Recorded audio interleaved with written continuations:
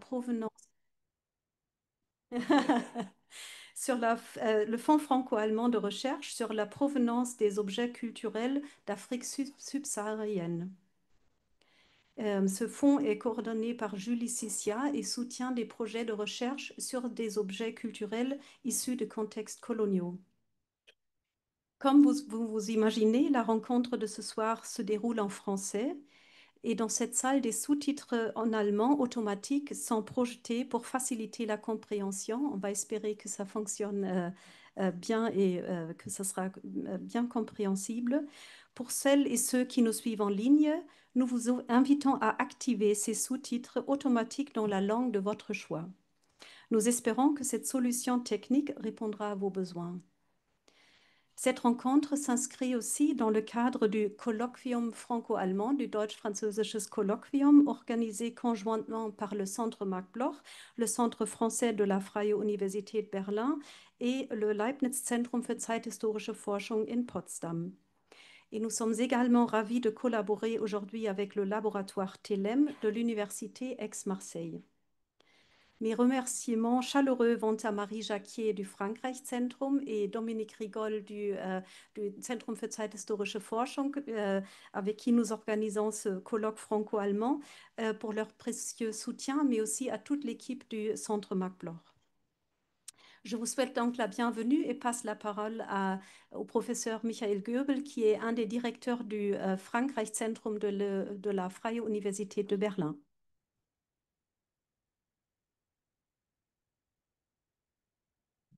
Oui, alors bonsoir à tout le monde, à toutes et à tous.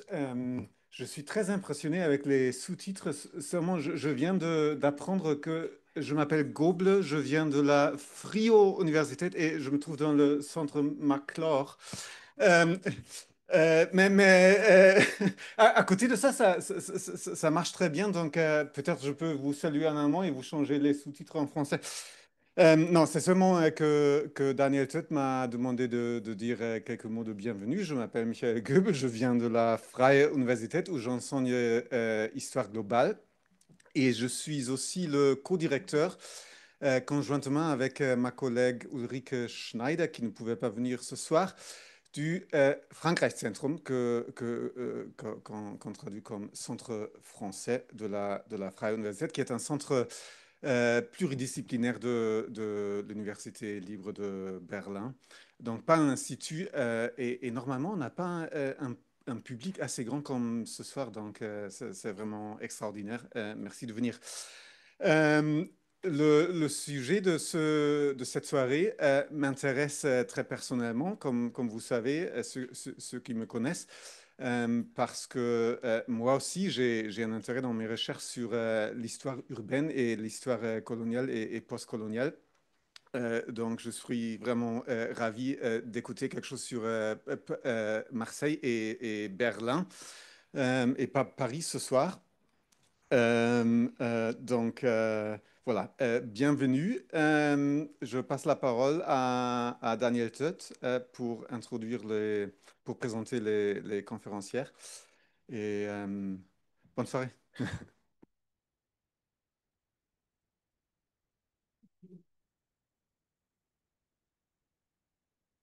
Bonsoir à toutes et à tous, ici sur place à Berlin, sous le soleil de Marseille, et également à vous qui nous suivez en ligne. Je m'appelle Daniel Töth, je suis historien et anthropologue et je travaille ici au centre Marc Bloch. Et les deux villes dont il sera question ce soir, Berlin et Marseille, m'accompagnent depuis plus de 20 ans. Et elles ont marqué ma vie et ma pensée. Et c'est aussi à travers elles que j'ai tenté de construire des ponts entre disciplines, entre espaces et entre mémoires. C'est donc un moment tout particulier pour moi d'introduire cette rencontre. Elle me touche aussi de près parce que j'ai eu le plaisir de participer au projet Mass Imperium dès ses débuts. Mais ce soir, je suis ici en tant que modérateur pour ouvrir un espace d'échange pour mettre en valeur les voix, les approches et les expériences de celles et ceux qui portent ces projets au quotidien. Ces deux univers, Berlin et Marseille, entrent en résonance grâce à nos invités. Notre rencontre prend pour point de départ une constatation simple.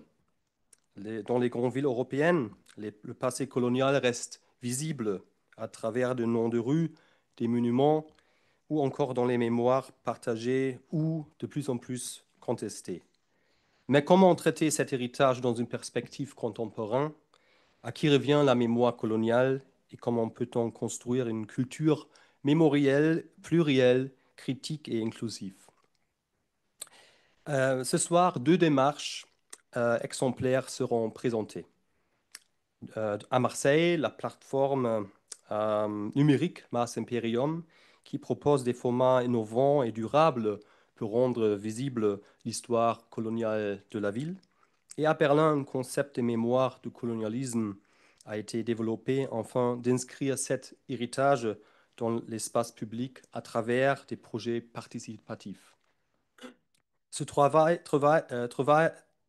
porté depuis 2020 par un bureau de coordination rattaché à l'association Decolonize Berlin s'inscrit dans le cadre du mandat confié par le Sénat de Berlin. Nous avions initialement prévu une intervention de Renée Ilundu, coordinatrice de ce bureau, pour présenter les fondements et aussi les ambitions de cette approche berlinoise. Elle ne pourra malheureusement pas être parmi nous ce soir.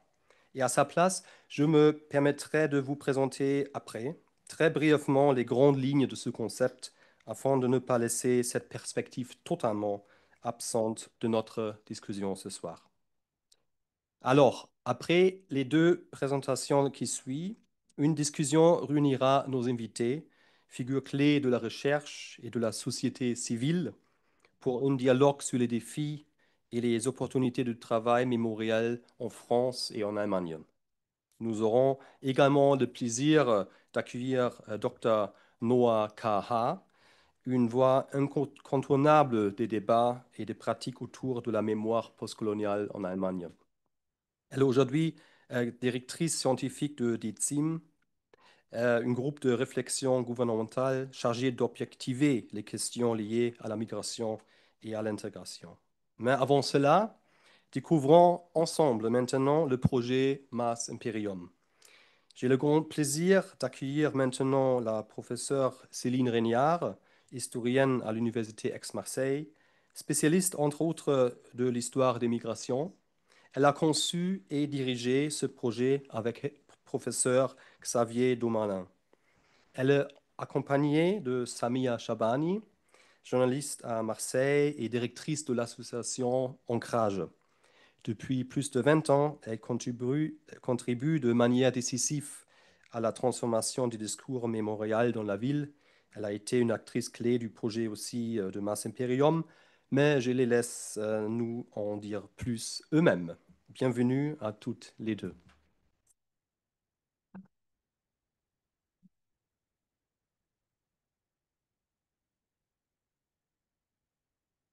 Merci beaucoup, Daniel. Je suis ravie d'être ici. Donc, merci pour l'invitation. Merci à Esther Müller également. Je souligne juste en préambule que nous sommes aussi le Centre Marc Bloch et la Maison méditerranéenne de l'homme, des sciences de l'homme. Nous sommes partenaires dans un réseau international de recherche que je coordonne et qui s'appelle Global Med, la Méditerranée et le monde. Voilà. Et donc, ce séminaire est également une partie de l'activité scientifique de Global Med.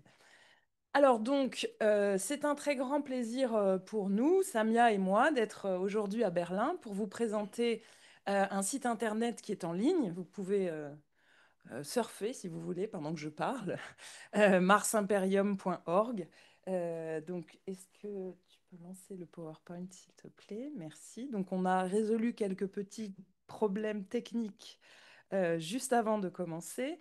Donc, Mars Imperium, c'est un projet de recherche, mais de recherche en lien avec la société. Ça, c'est la première chose qu'il faut comprendre. C'est un projet sur l'histoire de Marseille. Comme vous le voyez, son titre, c'est Histoire et mémoire au pluriel post-colonial de Marseille, qui a été mené pendant 3 ans. Et en fait, plutôt que de vous expliquer pendant de longues minutes de quoi il s'agit, je vais vous présenter la vidéo qui explique comment est structuré le projet.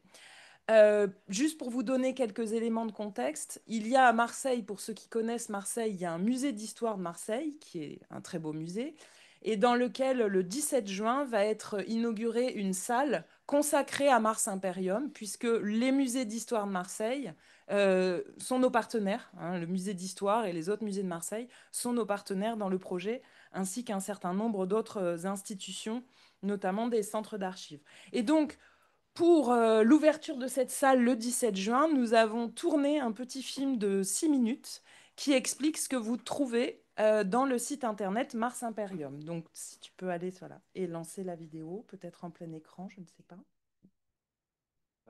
Ah, d'accord, bah, c'est pas grave. Voilà, donc je vous retrouve dans 5 minutes.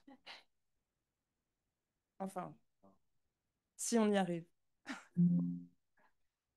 C'est la flèche en bas.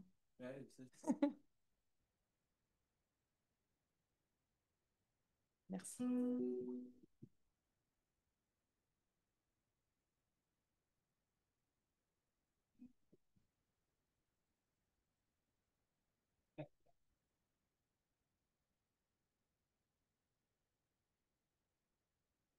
Bonjour à toutes et à tous et bienvenue dans cet espace du musée d'histoire de Marseille dédié à la présentation du portail web Mars Imperium.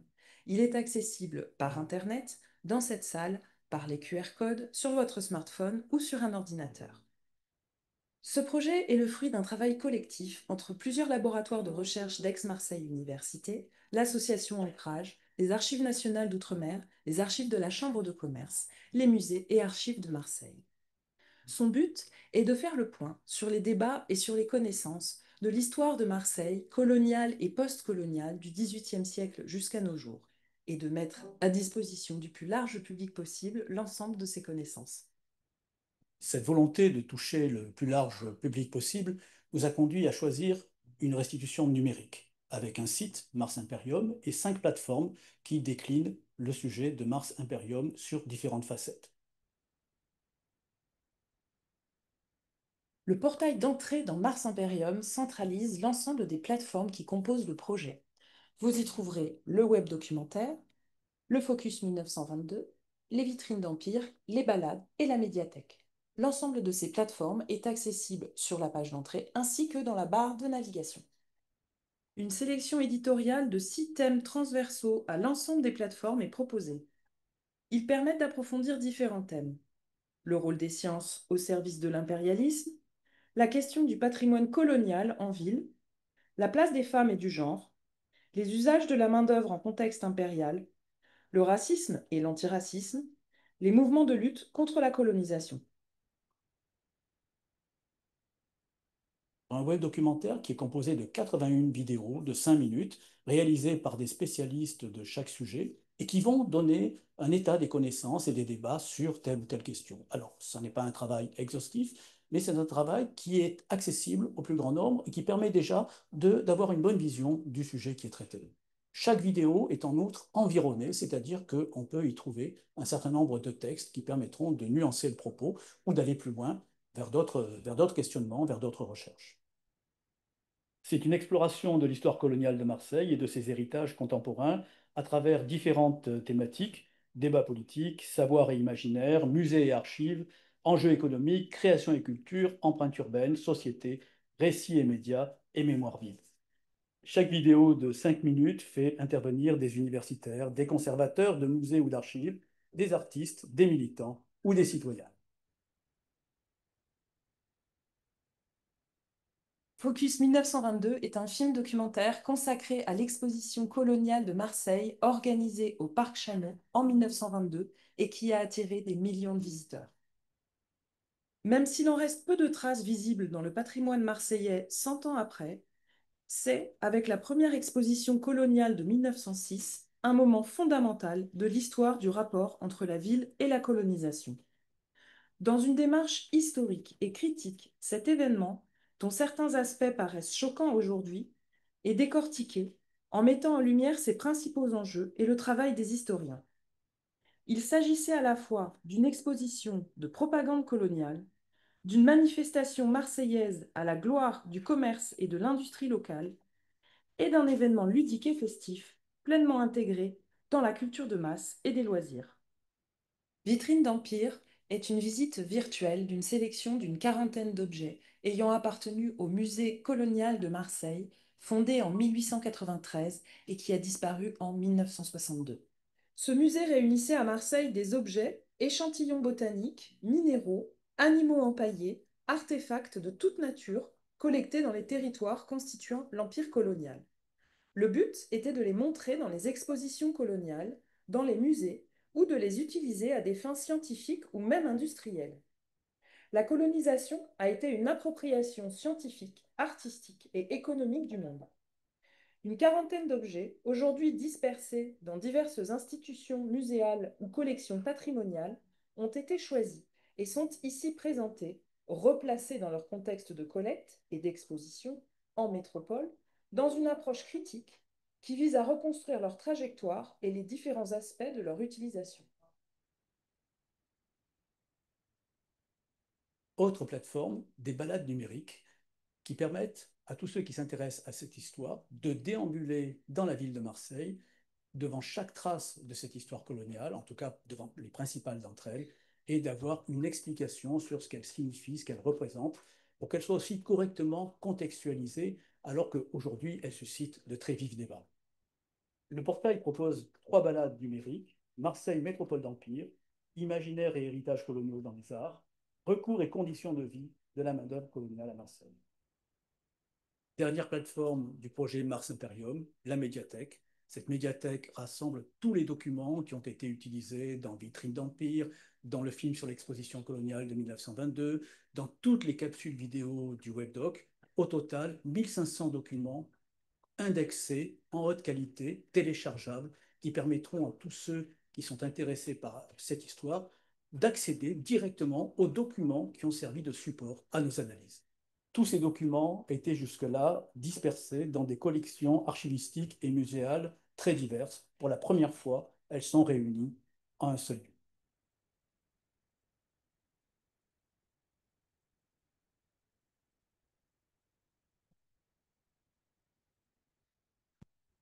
Voilà, donc un bon film, c'est pas mal des fois, c'est mieux qu'un long discours. Donc merci beaucoup aussi à la ville de Marseille qui a produit ce film.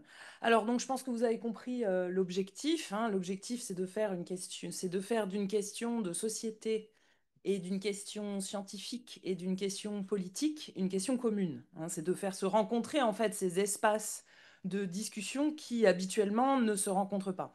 Donc le public visé, c'est toute personne qui est intéressée par cette thématique, les étudiants, les enseignants, les scolaires, pour les Marseillais évidemment, ou les gens partout dans le monde qui s'intéressent à l'histoire de cette ville ou de la colonisation en général, ou les spécialistes du patrimoine, de l'urbanisme, etc. Parce que ce qu'on a voulu faire en fait, c'est mettre à la disposition du public par le média web des éléments de connaissance les plus actuels dont on dispose sur ce patrimoine et cette histoire, mais aussi de ne pas du tout éviter les débats ou les conflictualités ou les discours parfois contradictoires sur ce patrimoine.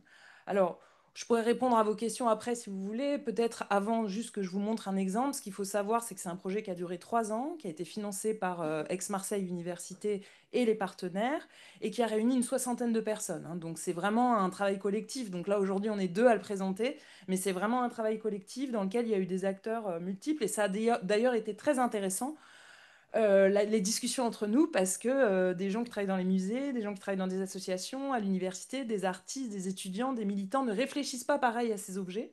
Et donc la mise en forme même et la mise en ligne a été en elle-même un objet de débat. Tu peux passer. Alors j'ai choisi de vous présenter un exemple en fait, parce que j'ai 5 minutes. Donc c'est un exemple qui est très très connu, qui est en fait une statuaire, donc 2 statues qui sont placés au bas d'un escalier que vous avez vu dans le film, qui est l'escalier monumental qui sépare la gare ferroviaire, la gare Saint-Charles, quand on arrive à Marseille. Et donc au bas de ces escaliers, il y a 2 statues monumentales qui sont l'œuvre d'un sculpteur qui s'appelle Bottinelli, qui ont été inaugurées en 1927, au même moment que l'escalier, et qui donc sont des représentations allégoriques de 2 continents, l'Afrique et l'Asie, continents dans lesquels la France avait des possessions coloniales, évidemment, particulièrement prestigieuses, hein. C'était les fleurons de son empire, d'une certaine manière, notamment avec l'Indochine en Asie et l'AOF en Afrique de l'Ouest. Et vous pouvez passer à la diapo suivante. Il se trouve que ces statues, après avoir été relativement, comment dire, tolérées, on va dire ça comme ça, du moins avec un impact relativement neutre dans l'espace public. Samia, je ne sais pas si tu confirmeras ce que je vais dire, mais depuis 2020, hein, depuis le mouvement Black Lives Matter, depuis tout ce mouvement de prise de conscience et de revendication aussi d'une certaine forme de représentation choquante de populations qui se sentent insultées par ce type de représentation, eh bien, à Marseille, ces statues font l'objet de contestations récurrentes. Elles sont régulièrement taguées. Et ça a atteint un pic en 2022. Pourquoi? Parce qu'en 2022, c'était le centenaire de la deuxième exposition coloniale qui avait eu lieu à Marseille. Or, il n'y a pas eu du tout de commémoration d'aucune sorte de cet événement dans Marseille. Et vous voyez sur la diapositive, il est temps de fermer l'exposition coloniale. Pourquoi? Parce que ces statues ont été inaugurées dans la foulée de cette exposition coloniale et qu'elles en sont d'une certaine manière un des seuls marqueurs dans l'espace urbain, puisqu'il ne reste quasiment plus rien de cette exposition coloniale. Donc, elles ont fait l'objet de tags, de contestations, de manifestations et même de performances artistiques, comme vous voyez ici, en 2022, l'artiste Marie-Rose Frigère, sur laquelle je vais revenir sur son travail après dans ma petite intervention, a fait une performance où elle exprime toutes les émotions, toute la rage que peuvent lui inspirer ces statues, et notamment la statue Colonie d'Afrique, sur laquelle vous le voyez, l'image est d'ailleurs d'une beauté saisissante. Elle monte elle-même le corps à moitié dévêtu, donc comme un écho 100 ans après à ce symbole. Alors, ça, c'est un point de cristallisation dans l'espace marseillais du patrimoine colonial issu de la colonisation. On peut dire tout ce qu'on veut à propos de ces statues, c'est vraiment, j'ai appelé ça la diapo, c'est un passé qui passe pas. Ça, voilà, ça reste dans l'espace public, c'est discuté, c'est contesté, c'est vraiment un objet aujourd'hui clivant, on va dire, dans le patrimoine marseillais. C'est pas le seul, hein, mais c'est celui que je choisis de vous présenter aujourd'hui. Alors, comment l'avons-nous traité dans Mars Imperium, du coup? Qu'est-ce qu'on a fait de ça? Alors, on l'a traité dans plusieurs endroits du site. Donc, si vous avez bien suivi, c'est un site qui est constitué de 5 parties. Il y a un web documentaire avec 81 vidéos. Il y a un film documentaire de 52 minutes. Il y a des balades numériques. Il y a la partie vitrine d'Empire. Et puis, il y a la médiathèque. Et dans chacune de ces parties, eh bien, l'objet statue est traité d'une certaine manière. Donc, sur la diapo suivante, on va voir une première manière de traiter cette question des statues, ce patrimoine. C'est la vidéo de 5 minutes dans le web documentaire qui a été tournée par Marie-Rose Frigère pour expliquer sa démarche artistique, puisque c'est une artiste plasticienne, vis-à-vis de ces statues. Et donc, dans cette vidéo, si vous la regardez, pardon, vous verrez que elle a effectué une performance qui est assez saisissante, où en fait, elle crie sur les escaliers pendant plusieurs minutes pour exprimer justement la douleur. Et ensuite, elle lit un poème où elle fait parler la statue de la femme africaine. Et elle met ça en regard de sa propre expérience. C'est une artiste, c'est une femme noire, elle est d'origine camerounaise, elle vit à Marseille. Et donc, il y a toute une réflexion qu'elle développe dans une performance artistique qui est expliquée dans cette vidéo. Donc ça, c'est une première manière d'aborder les choses, c'est-à-dire donner la parole finalement à une actrice hors champ universitaire, mais qui est plus dans le champ artistique. Ensuite, ces statues, elles sont bien évidemment aussi présentes dans le film sur l'exposition de 1922, puisqu'on a consacré un 52 minutes à l'exposition coloniale de 1922. Et le film démarre précisément sur les escaliers, puisque paradoxalement, alors que l'exposition s'est déroulée loin de là, hein, au Parc Chanot, plus dans le sud de Marseille, puisque c'est un des espaces qui symbolise encore aujourd'hui à Marseille cette exposition coloniale. Donc le film démarre par cette question de la contestation des statues. Et on voit d'ailleurs effectivement cette mise en question d'un point de vue historique. Après, on a aussi proposé un traitement, j'allais dire, plus universitaire de cette question, avec une vidéo sur la statuaire impériale, avec l'intervention d'une historienne, mais aussi qui utilise des analyses issues de l'histoire de l'art, de l'analyse classique du patrimoine, qui montre en fait que cette représentation qui est aujourd'hui choquante, du moins pour la plupart des gens, de ces femmes nues symbolisant les colonies, et c'est une représentation artistique tout à fait classique dans le phénomène impérial d'une manière générale qui remonte à l'Empire romain et que pendant des siècles, ça n'a choqué personne de représenter les colonies d'un empire de cette façon. Et donc, ça n'est pas amoindrir la force symbolique de ces statues que de l'expliquer aujourd'hui, mais ça donne une profondeur historique, ça donne une contextualisation qui peut être aussi nécessaire pour comprendre pourquoi en 1927 on a pu sculpter ceci et installer ces statues au bas des escaliers.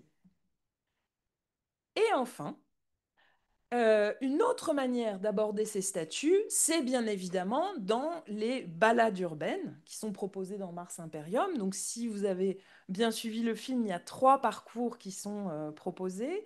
Et dans le parcours Marseille Métropole d'Empire, il y a une étape qui est suggérée justement au niveau de ces statues. Ces balades, Samia va en parler, mais elles ont été menées dans une double approche, qui est à la fois une approche citoyenne, militante, et aussi une approche historique et critique. Et donc, ça propose, en fait, que ce soit virtuellement ou dans l'espace marseillais à pied, ça demande un peu plus de courage, surtout l'été, quand il fait chaud.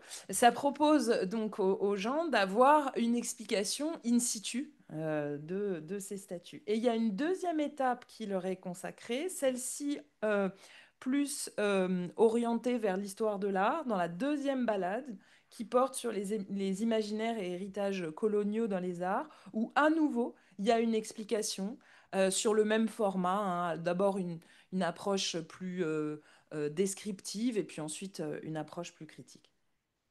Donc tout ça pour vous dire que cet exemple-là, on a essayé de ne pas imposer notre lecture universitaire des choses. On a essayé de donner la parole à des acteurs issus de divers milieux pour croiser les regards. Ce qui en ressort, c'est évidemment qu'il a toute sa place, cet exemple, en tant que patrimoine dissonant, hein, selon le concept consacré. Il a toute sa place dans le parcours thématique sur les traces patrimoniales dans l'espace public à Marseille. Voilà, je vais laisser la parole à Samia. Tu peux mettre la dernière diapo, puisque en fait, et vous voyez ici Samia en pleine action au pied des statues, en train de faire une balade. Elle a beaucoup contribué au projet et donc elle va vous donner aussi sa lecture de sa participation à Mars Imperium. Voilà, merci beaucoup. Merci.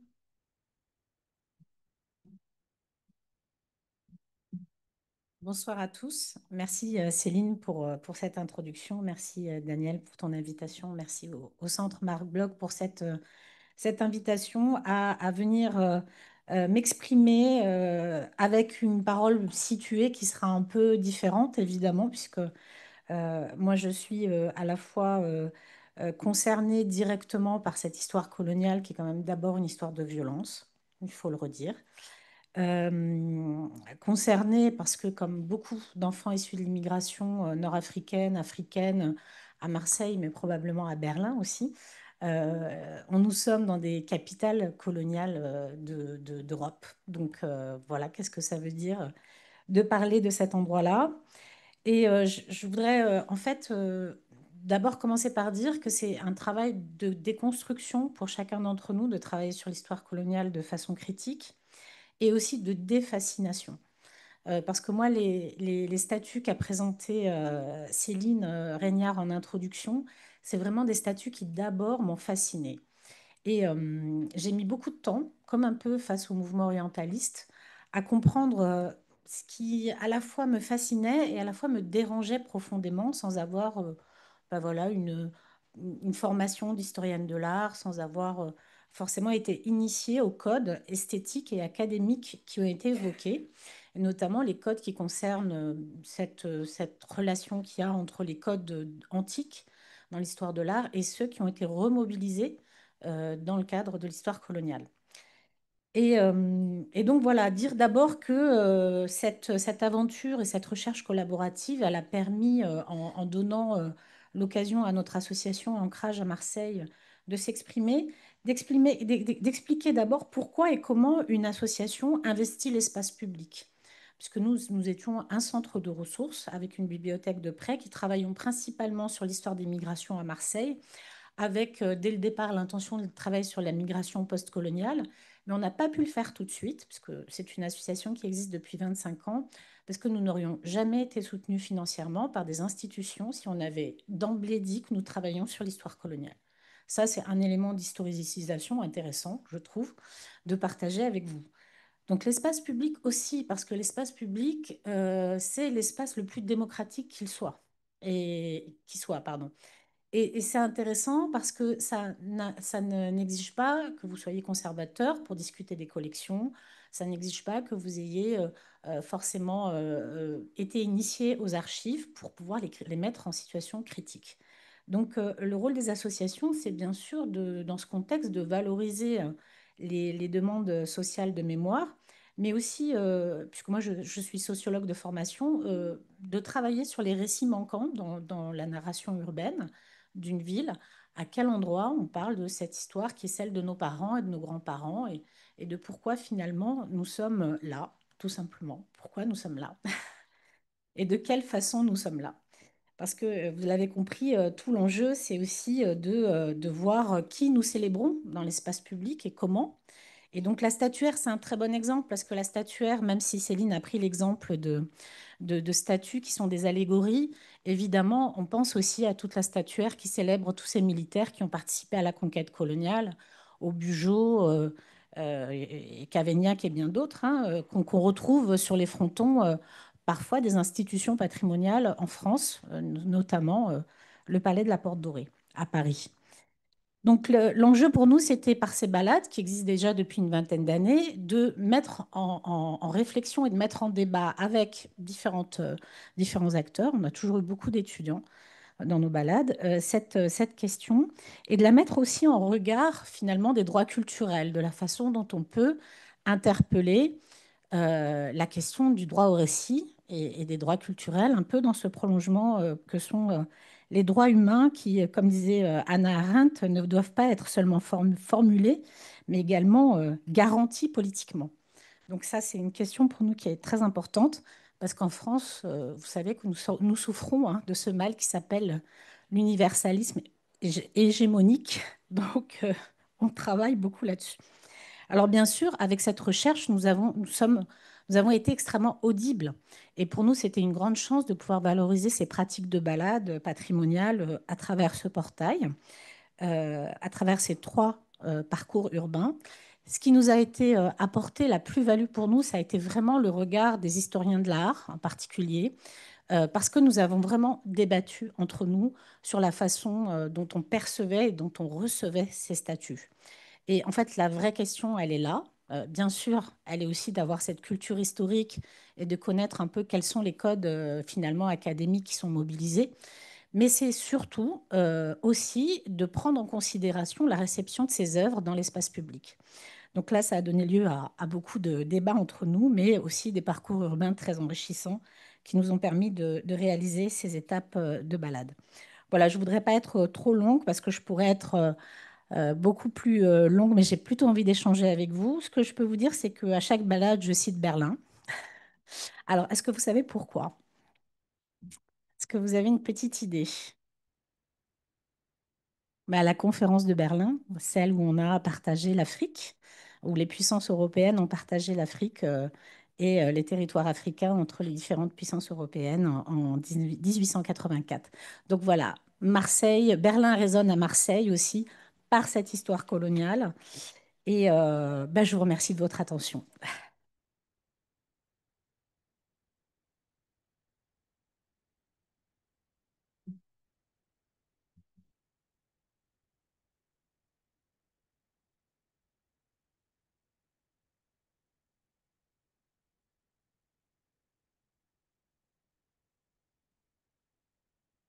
Bonsoir.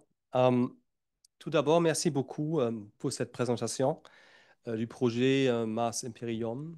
Plus tard, on a aussi l'opportunité de poser des questions, de discuter ensemble. Mais tout d'abord, nous changeons maintenant de perspective de Marseille à Berlin. Et c'était une belle manière de le faire. Merci, Samia. Tout en restant dans la même question, comment rendre visible l'héritage colonial dans les villes et par qui? Avant de commencer, je tiens à préciser que la présentation que je fais, que je vais vous faire maintenant sur le concept berlinois de mémoire du colonialisme s'appuie essentiellement sur les informations publiées sur le site de l'association Decolonize Berlin et FAO. René Ilundu, qui devait initialement présenter ce travail, aurait sans doute pu en proposer une lecture bien plus nuancée et en lien avec les développements les plus récents. Euh, je me limiterai donc à vous transmettre les grandes lignes du concept tel qu'il est actuellement formulé, afin de ne pas laisser cette dimension absente de notre échange, parce que ça va être crucial aussi pour notre discussion franco-allemand pendant la table ronde. Le concept berlinois de mémoire du colonialisme est porté par une cellule de coordination créée il y a 5 ans et rattachée à l'association Decolonize Berlin. Cette cellule a été mise en place à la suite d'une décision du Parlement de Berlin en 2019 qui a chargé la ville d'élaborer un concept global de traitement et de mémoire du passé colonial et de ses conséquences. La cellule aujourd'hui est co-dirigée par Dr Ibo Diop et René Ilundu. Cette cellule a pour mission de formuler des propositions concrètes pour une prise en compte approfondie du passé colonial allemand et de développer, en lien avec la société berlinoise, des formes de mémoire publique participative et digne. Le concept vise à intégrer des perspectives décoloniales dans plusieurs domaines: culture, éducation, économie, recherche, coopération internationale, notamment à travers la relance du partenariat entre Berlin et Windhoek en Namibie. La cellule appuie également la recherche scientifique en lien avec ces thématiques. En 2021, un catalogue de revendications et de mesures concrètes a été élaboré avec des représentantes de la société civile, de l'administration, du monde politique et des différents quartiers de Berlin. En 2022, la mise en œuvre de ces mesures a commencé, marquant une étape de la reconnaissance officielle du passé colonial. Et les principes directeurs sont les suivants. Premièrement, un processus participatif impliquant notamment les communautés diasporiques, migrantes, noires, dans toutes les étapes de la réflexion et de la mise en œuvre. Deuxièmement, une reconnaissance explicite de la responsabilité historique de l'Allemagne dans les violences coloniales, point de départ indispensable à tout travail mémorial. Et troisièmement, l'inscription dans une continuité historique des luttes anticoloniales et antiracistes en Allemagne comme dans les anciens territoires colonisés. Entre 2020 et 2021, de nombreux formats participatifs ont été proposés: conférences, entretiens d'experts, ateliers, etc. Plusieurs études scientifiques ont été réalisées portant notamment sur l'éducation, de la petite enfance jusqu'à l'université, ainsi que sur la question des restes humains issus des contextes coloniaux.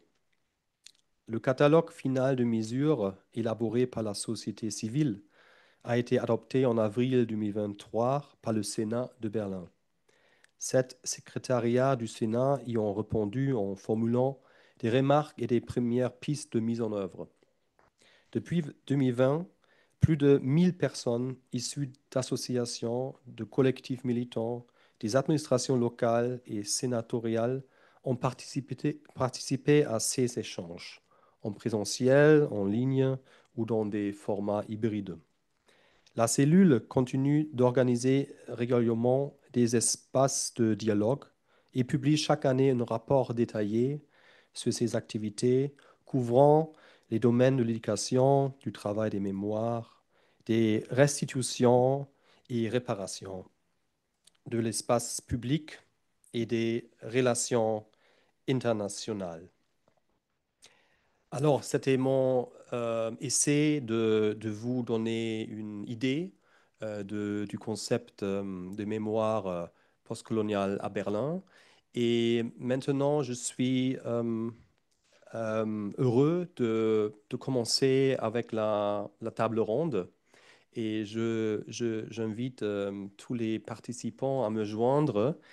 Et on va prendre ces deux microphones qui sont installés là-bas pour faciliter la tâche d'échange.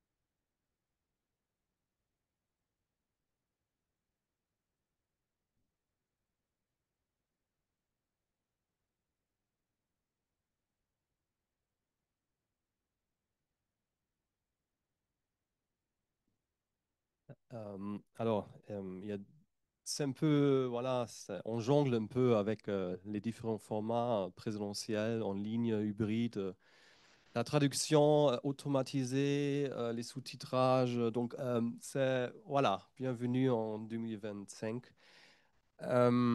Voilà. En fait, euh, je suis tout d'abord très heureux d'avoir des intervenants de Marseille, de Berlin sur place. Et c'était déjà très riche et inspirant d'écouter votre aventure, de travailler ensemble entre la recherche, les associations, les archives, les musées, et notamment en France où on a aussi plusieurs voilà, échelons national, local, donc avec des partis politiques et des tendances politiques tout à fait différentes. Donc je trouve déjà ça, voilà, ça mérite un grand applaudissement d'avoir vraiment commencé et finir un tel projet passionnant. Euh, Nous allons maintenant entamer la discussion et aux côtés des intervenants que vous devenez entendre, donc on reste avec Céline, Samia. J'ai aussi le plaisir d'accueillir Dr Noah Kaha qui nous rejoint pour cet échange et elle apportera son regard en tant qu'experte incontournable des débats sur la mémoire postcoloniale en Allemagne. Et ces interventions auront lieu en allemand. Et donc, je crois que les gens dans la salle comprennent l'allemand parce que le KI de la traduction capte que la langue française pour mettre les sous-titres en allemand et pas l'inverse. Donc, c'est pourquoi on est très content d'avoir Suzanne Bala à côté. Merci beaucoup, Suzanne, du Centre Marc Bloch, un historien qui travaille sur le Sénégal et l'Afrique coloniale, qui va donner une traduction très discrète de l'allemand en français pour Samia et Céline, parce qu'on a hâte d'avoir un échange franco-allemand dans cette thématique-là. Et il faut trouver des moyens hors KI. Voilà. Noah, peut-être pour commencer, vu que tu es impliqué dans le débat sur la mémoire postcoloniale en Allemagne, mais aussi notamment dans la ville de Berlin, par rapport à tes études aussi urbaines. Je me demande qu'est-ce que tu trouvais intéressant ou inspirant de ce que tu as vu récemment pendant la présentation de Samia et Céline sur Mars Imperium. Peut-être on peut commencer avec une impression, une première impression.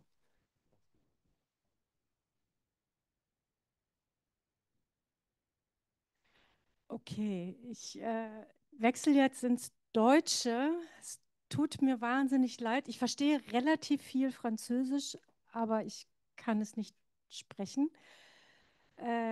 Vielen Dank für die Einladung. Es ist insofern interessant. Ich bin gerade von einer Veranstaltung gekommen zu KI und Rassismus und Antisemitismus, und das ist heute tatsächlich in Praxis. Also sehr spannend, auch die Übersetzung da hinten zu sehen. Zu deiner Frage, ein Eindruck zu dem Projekt in Marseille, was vorgestellt wurde. Ich muss sagen, ich bin selbst noch nie in Marseille gewesen. Ich bin wenig in Frankreich. Das vorweg. Und trotzdem war vieles sehr bekannt. Also die Diskussion darum, was kann man auf eine Webseite stellen. Wir haben ähnliche Projekte in Deutschland. Wie kann man das machen? Dann auch die Frage der Kollaboration. Die großen Diskussionen, die kenne ich auch. Was mich ein wenig überrascht hat, auch im Unterschied zu den Diskussionen, die ich in Deutschland kenne, das Projekt als solch, also ich kenne nicht den Weg zum Projekt, aber das Projekt wirkt sehr institutionalisiert und getragen. Und am Anfang habe ich mich ganz oft gefragt, wo ist die Zivilgesellschaft? Wo ist auch die Perspektive der ehemals Kolonisierten und wo ist die Perspektive auch der Herkunftsländer? Am Ende mit den Spaziergängen und dann auch, was Samia erzählt hat, ist das nochmal deutlich geworden, weil aus den Perspektiven hier in Deutschland ist es vor allen Dingen die Zivilgesellschaft und auch die Communities mit den Herkunftsbezügen und die auch von Rassismus betroffen sind, die das sehr stark eingefordert haben, hier in Deutschland in diese Prozesse zu gehen. Das ist in Hamburg, Berlin, in vielen Städten. Deswegen war mir das aufgefallen, weil es wirkte so inhärent, dass das aus der Wissenschaft und aus dem Museumskontext, wir machen das. Das ist in Deutschland nicht unbedingt, also in den ethnologischen Museen hier in Deutschland gibt es eine lange Diskussion zur Kolonialgeschichte, aber es gibt andere Museen und es sind vor allen Dingen Stadtmuseen, die erstmal mit sehr viel Distanz und Widerwillen in diesen Prozess rein. Sie gehen rein, ich kenne einige, aber das hat mich überrascht. Aber es ist auch interessant zu sehen, dass dann auch so, ich sage das, ich weiß nicht, ob man das übersetzen kann, aber es wirkt nach sehr viel institutionellen Wumms. Also das ist schon auch, es ist schon auch eine starke Geste mit so viel Geld, also so viele Filme, so viel zu digitalisieren, dass das braucht viel Ressourcen, das braucht viel Zeit, das braucht viel Expertise. Insofern ist für mich dann eigentlich auch nochmal spannend, der ganze politische Prozess, dahin zu kommen, welche Akteure waren beteiligt, wie hat man das Geld mobilisiert, wie hat Marseille, also sich dann dahin zu stellen, das ist die ganze Geschichte da vorne, die natürlich sehr spannend ist. Insofern ist es auch ein erfolgreiches Projekt, ist mein Eindruck. Merci Noah, je vais vous donner peut-être directement le micro, mais j'ai juste une petite remarque. On a vu que le KI essaie voilà, d'éliminer le boulot de traducteur, de traductrice. Et Noah est en train de démolir mon travail comme modérateur parce que tu poses déjà les questions beaucoup plus pertinentes. Donc c'est pourquoi je passe juste le micro à vous pour répondre à cette question-là, parce que je trouve que c'est intéressant de savoir un peu plus sur voilà, le travail, l'origin story. Merci beaucoup, Noah. Ma première surprise à moi, c'est que je comprends encore l'allemand. Donc, voilà. Que vous savez, en France, on a cette culture d'apprendre l'allemand, mais ne jamais réussir à le parler. Voilà. Comment vous répondre? Il y a plusieurs explications à votre question qui est très juste, hein, qui est très, très pertinente. Il y a d'abord une explication sans doute institutionnelle, c'est-à-dire qui est-ce qui finance le projet. Et ça n'est pas un projet qui est financé par une municipalité ou une collectivité territoriale. C'est un projet qui est financé par une université. Donc par le monde de la recherche. Et vous savez en France combien ce monde de la recherche est élitiste, combien il a l'habitude de délivrer des savoirs du haut vers le bas. Donc conscient de ces défauts, on a essayé de ne pas les reproduire. Mais c'est un projet qui est financé par le monde de la recherche. Ça, c'est bon, sans doute une première clé d'explication. L'autre clé d'explication, mais je ne sais pas si Samia, tu vas être d'accord avec moi, c'est que je pense qu'en France, la société civile est tellement tendue autour de ces questions que je ne sais pas s'il est possible d'arriver à avoir, disons, une production qui mêle diverses voix. Disons, on a encore, je pense, on est encore dans un stade du débat en France où on est dans une approche très polémique et très revendicatrice, qui est évidemment, à mon sens, nécessaire et positive, mais je ne sais pas si, par rapport à ce que tu as présenté de Decolonize Berlin, je ne sais pas si on serait capable de ça au stade où on en est, mais c'est plus... je passe la parole à Samia. Merci beaucoup pour cette question qui est une question hyper importante. Parce que moi, ce que je dirais, c'est que Mars Imperium, ce n'est pas un projet bottom-up. C'est un projet de recherche institutionnel. Et vous avez tout à fait raison, ce n'est pas du tout voilà, un projet participatif, c'est un projet collaboratif. Et pour avoir un peu regardé ce que fait Decolonize Berlin, évidemment, l'origine du projet n'est pas du tout, ne part pas du même point. Moi, si demain, la ville de Marseille me donne un mandat pour mettre en place un projet participatif autour de ces questions, je ne m'y prendrais pas du tout comme ça, mais ça n'aboutirait pas non plus à un portail de ce type. Alors, c'est vrai que la présentation qu'on en fait, elle est souvent effectivement très institutionnelle parce que le projet, dès le départ, il est institutionnel. Mon rêve à moi, ce serait d'arriver, I have a dream, ce serait d'arriver à mener un projet comme ça au niveau de la ville de Marseille. Et en fait, je milite pour ça depuis de très longues années. Et nous, notre position sur les statuts, au départ, ça a été de cartéliser les statuts. Et surtout, moi, je pense que ces questions, elles sont tellement sensibles, elles sont tellement bipolarisées aujourd'hui dans le monde, que ce soit en France ou ailleurs, que il faut vraiment, il faut travailler step by step et accepter qu'on ne se déconstruit pas tous au même rythme.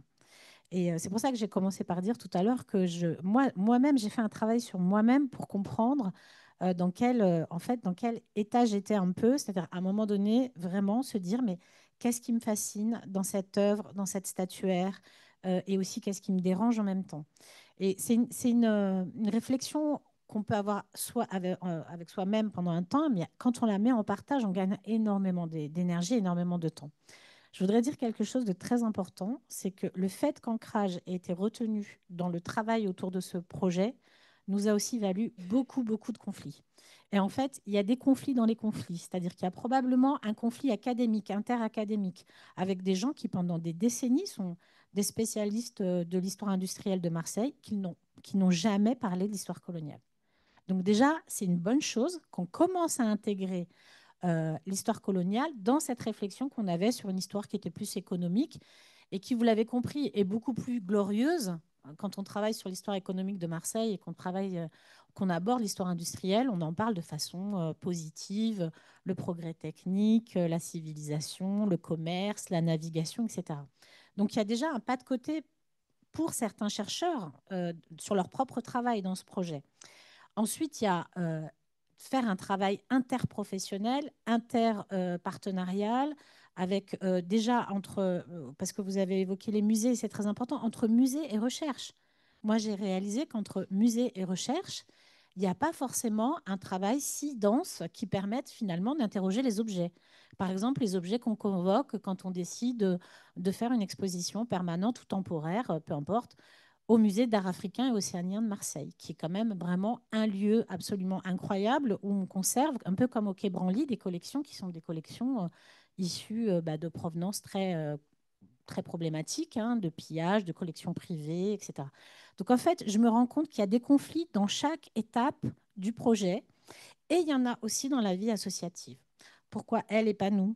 Et pourquoi vous n'êtes pas noir? Pourquoi vous? Parce que vous avez fait vos preuves ou peut-être que vous êtes un peu vendu à l'université et que vous allez chercher une caution scientifique à l'université. En fait, il y a plein de débats dans le débat. Et donc, moi, ce qui m'intéresse, c'est d'avancer progressivement dans ce débat et dans ce processus de décolonisation des arts et des imaginaires, parce qu'il y a quelque chose que je n'ai pas dit dans mon intervention, c'est que ce projet de recherche m'a aussi fait prendre conscience que, évidemment, nous sommes dans une période post-coloniale, mais nous devons travailler sur la colonialité qui est encore agissante dans nos imaginaires, dans nos contextes de production scientifique, dans nos contextes de production académique et de là où nous sommes chacun d'entre nous. Et si vous voulez, ce qui est problématique aujourd'hui dans la vie associative, c'est qu'il y a des personnes qui se découvrent une dimension décoloniale soudaine et qui deviennent un peu aussi fascisantes vis-à-vis des autres. Ils vont pas assez vite, ils vont pas assez loin, ils sont pas assez ceci, ils sont pas assez cela. Donc je trouve qu'il faut relire Fanon, il faut relire Frantz Fanon et travailler sur nos aliénations réciproques pour pouvoir avancer sur ces questions parce que aujourd'hui le débat est tellement polarisé que parfois on ne peut plus s'exprimer et ça c'est vraiment une catastrophe parce que c'est ça qui c'est le silence qui est imposé par ces débats parfois qui empêche aussi de progresser ensemble. Merci, merci Samia et Céline pour la réaction. Peut-être pour un peu plus comprendre voilà, de ce qui se passe ici à Berlin par rapport à la société civile et leur rôle impliqué dans la construction d'un concept de mémoire postcoloniale. Je voudrais bien aussi laisser à Noah de raconter un peu le développement de cette mouvement et aussi de nous faire comprendre peut-être aussi sur quel sujet la société civile s'est mobilisée contre quoi, pourquoi Berlin et pourquoi aussi dans un contexte où Berlin est devenu un peu la nouvelle capitale. Et vu que toi, toujours tu as dit, tu as deux chapeaux, tu as le chapeau un peu d'activisme, très impliqué dans beaucoup des associations, la lutte institutionnelle, et le chapeau d'une chercheuse qui fait le travail du terrain, qui fait des enquêtes. C'est tout à fait intéressant de savoir un peu ta perspective, parce que tu touches un peu les deux, voilà, le titre de notre rencontre, des approches de la recherche aussi, de la société civile. Donc, tu connais bien le terrain, donc faire nous comprendre un peu voilà, l'histoire derrière ce concept-là. Okay, ich hoffe, ich habe alles richtig verstanden, sonst musst du mich korrigieren. Ich glaube, ich muss ein Stück zurückgehen. Ich bin selbst in der Berliner Zivilgesellschaft sehr, sehr lange aktiv. Jetzt weniger, aber sehr lange aktiv, und zwar in zwei Bereichen. Einmal im Bereich migrantische Selbstorganisation. Ich war hier lange im Dachverband des Migrationsrats, in dem sich diverse migrantische Selbstorganisationen organisieren, wo es um Fragen von Partizipation, Integration, Teilhabe und so weiter geht. Dann gibt es einen zweiten Bereich, das ist so, das könnte man jetzt postkolonialen Aktivismus bezeichnen, weil die Debatte in Deutschland und konkret in Berlin ja sehr konkret wurde, überhaupt mit der Errichtung des Humboldt-Forums. In anderen europäischen Städten gibt es diese großen Museen. In Amsterdam gibt es das Truppenmuseum. In Paris gibt es Museen. In Brüssel, England und Deutschland wollte nach der Wiedervereinigung auch ein schönes, großes Gebäude haben. Und das war eine lange Diskussion. Und dann gab es die Entscheidung, die ethnologischen Sammlungen aus der Stadtperipherie in die Mitte zu tragen. Diese Entscheidung hat vor allen Dingen auch die postkoloniale Zivilgesellschaft auf den Plan gerufen. Das waren Vereine wie Afrikarat, Afrikavenir, vor allen Dingen auch die Initiative Schwarze Menschen in Deutschland, die letztes Jahr 30-jährige Bewegungsgeschichte feiern können und die sofort darauf aufmerksam gemacht haben, erstens, Deutschland hatte Kolonien, das war oft nicht bekannt. Zweitens, die deutsche Kolonialgeschichte war sehr gewaltvoll und es ist mit viel Unrecht verbunden. Und seit dieser Entscheidung, ich weiß gar nicht, wie lange die jetzt zurückliegt, das sind jetzt mehrere, ja auch Jahrzehnte, gibt es immer wieder eine Diskussion um das Humboldt-Forum. Das heißt, es gibt eine bundesweite Diskussion der nationalen Repräsentation nach der Wiedervereinigung, Deutschland wird Hauptstadt, und dann eine Diskussion der Stadt Berlin und dann ganz viele Diskussionen, die auf Bezirksebene stattfinden. Das heißt, in Berlin verdichtet sich alles, die nationalen Fragen, die städtischen Fragen und die bezirklichen Fragen. Und die zivilgesellschaftlichen Akteure haben sehr viel Druck gemacht, auch bundesweit, dass sowohl die Landesregierung, das hatten wir gerade gehört, zu dem Erinnerungskonzept sich entschlossen hat, aber auch mit Blick auf die Bundesregierung, dass es auch einen Koalitionsvertrag gab, wo drin stand, wir brauchen einen Lern- und Erinnerungsort für die Opfer des deutschen Kolonialismus. Das ist bis heute nicht umgesetzt und ist immer noch in der Diskussion. Und neben dem Erinnerungskonzept gibt es auch das Projekt Dekoloniale. Darauf möchte ich gerne jetzt nochmal hinweisen, dekoloniale.de. Das ist nämlich auch ein webbasiertes Projekt. Und ich habe das damals, wir haben 2018 angefangen, das zu entwickeln. 2 Jahre Entwicklungsphase, und das wurde gefördert 2020 bis 2024, also 5 Jahre.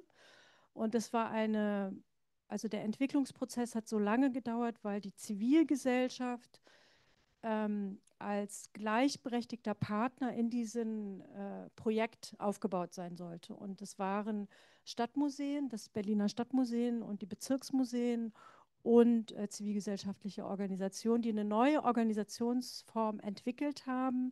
Und es gab eine Förderung von Seiten der Bundesregierung und vom Land. Das waren aufwendige Prozesse, das umzusetzen. Das ist jetzt zu Ende gegangen.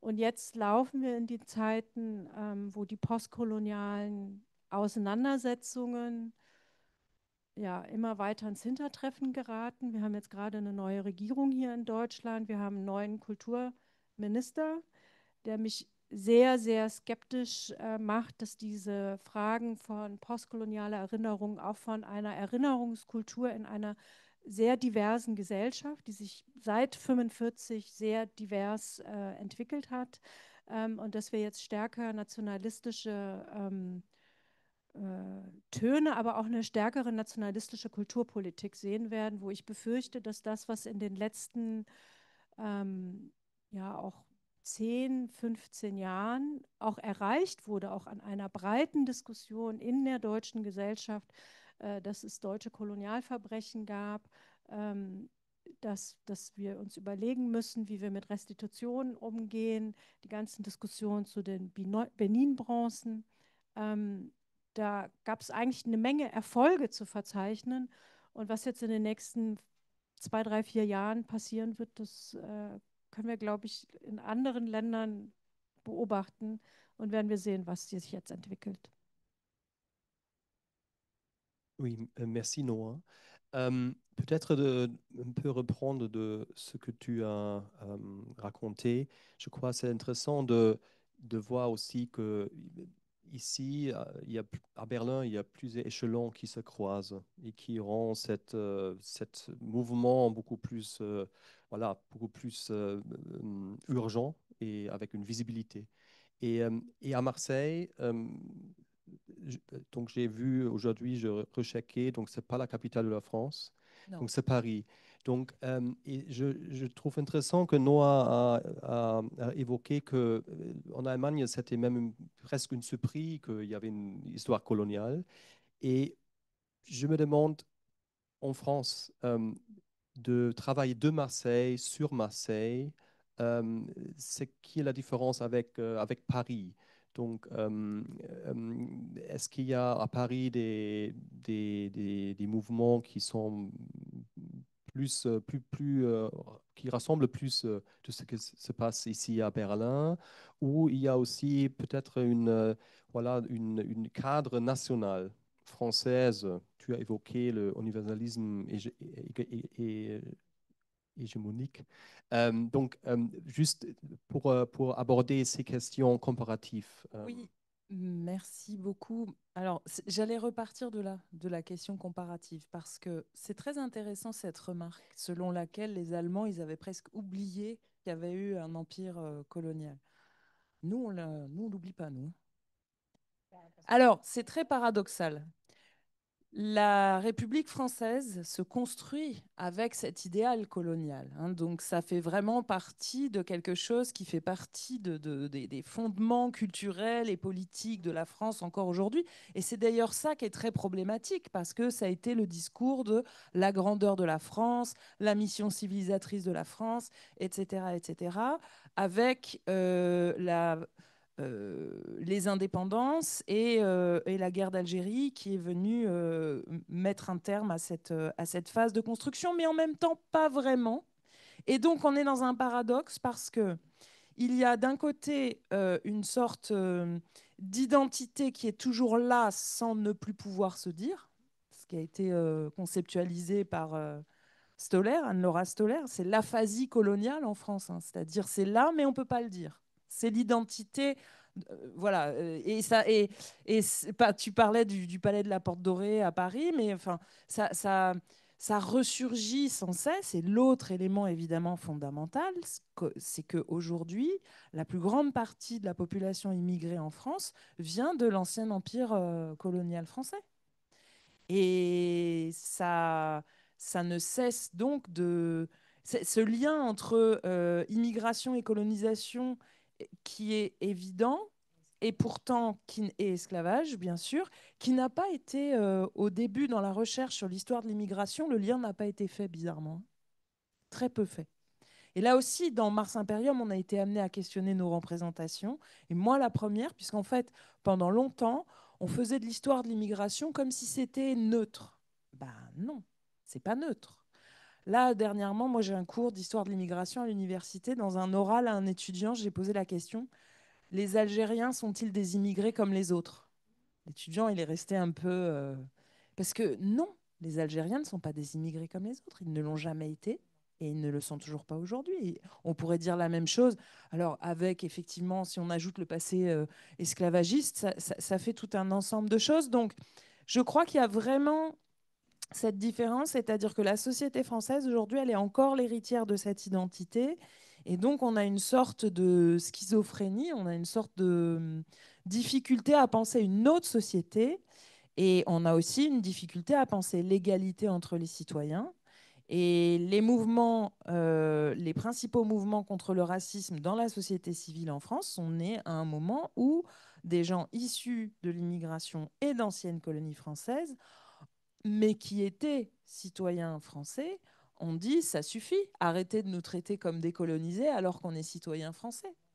Et 40 ans après, force est de constater que la question se pose toujours et à juste titre. Donc ça, c'est très intéressant. Et alors sur l'aspect Marseille-Paris, en dehors du football, euh, les recherches sont pour l'instant relativement déconnectées. Je dis bien relativement déconnectées, mais ça c'est très français aussi. C'est-à-dire qu'il y a des recherches sur Paris, capitale coloniale.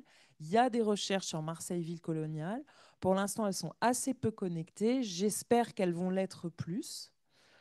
Euh, pour des raisons à la fois de basse rivalité universitaire, mais pas seulement, je pense.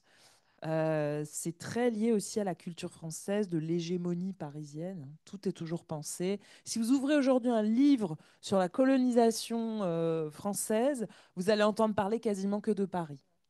Alors, bon, il faut questionner aussi ce type de représentation. En tout cas, nous, c'est ce qu'on a essayé de faire. On a essayé d'une certaine manière aussi de remettre Marseille un peu, c'est pas une question de rivalité, mais de remettre un peu dans la lumière une ville qui est très intéressante, qui est un laboratoire très intéressant pour penser les problématiques coloniales, postcoloniales et globales aujourd'hui.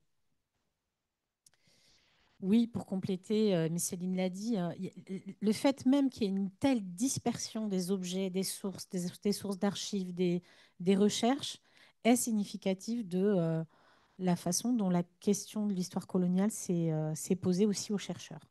En fait, pour moi, c'est un élément d'historiographie en tant que tel. Euh, le cadre national, s'il n'est pas porté politiquement, il n'existe pas.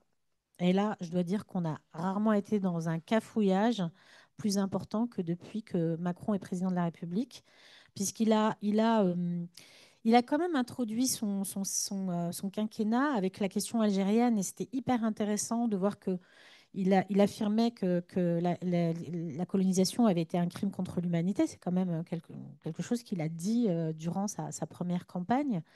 Et donc, on voit bien que là, on est à la fois, on est à cheval sur des questions d'histoire et évidemment académiques, mais on est aussi sur des questions politiques, puisque la façon dont, en France, on continue de tenter ce bilan positif de la colonisation, c'est peine perdue. On n'est évidemment pas dans le bon sens de l'histoire.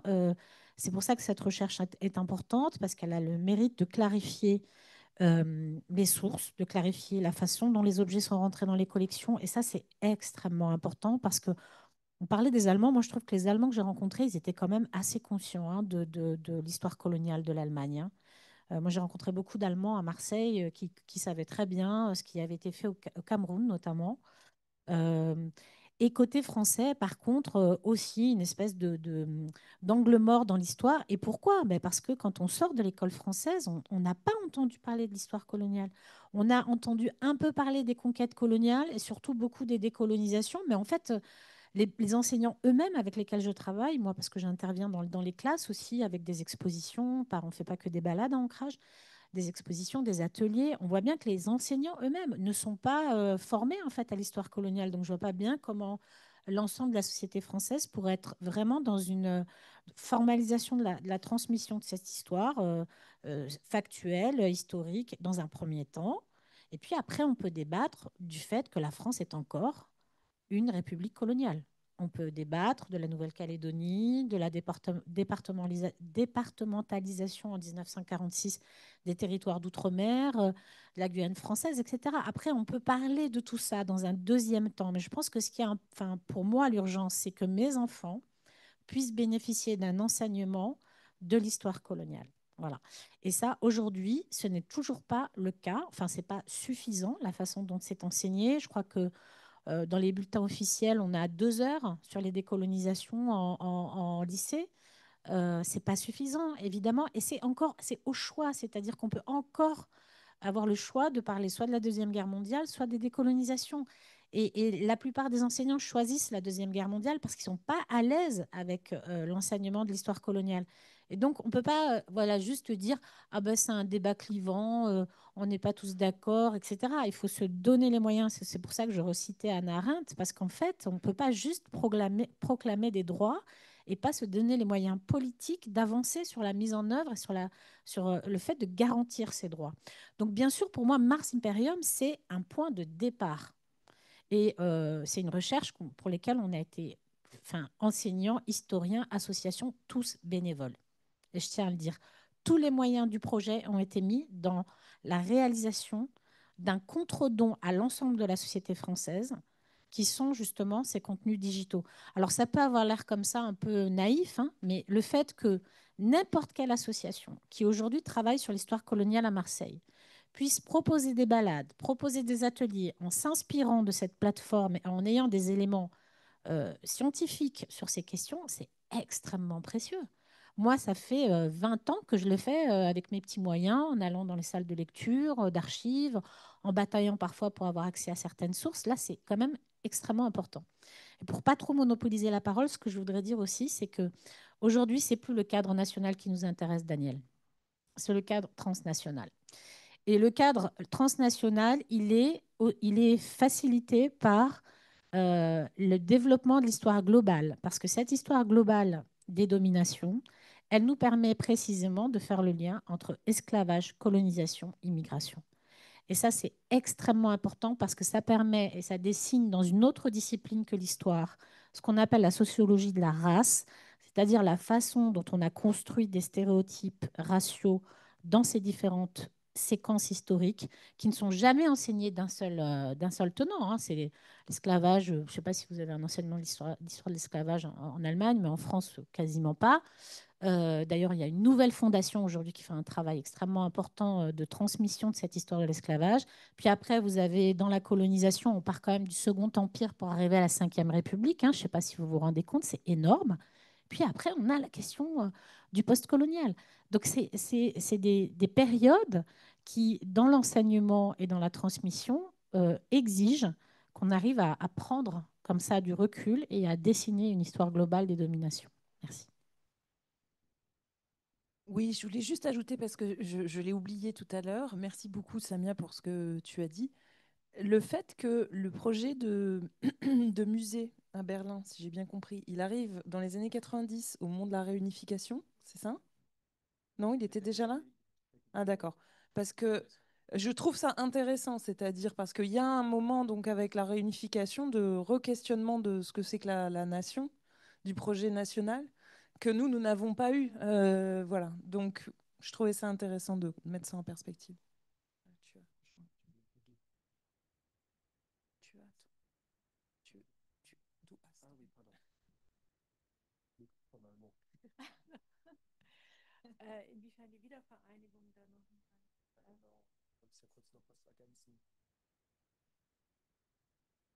zur Wissenschaft.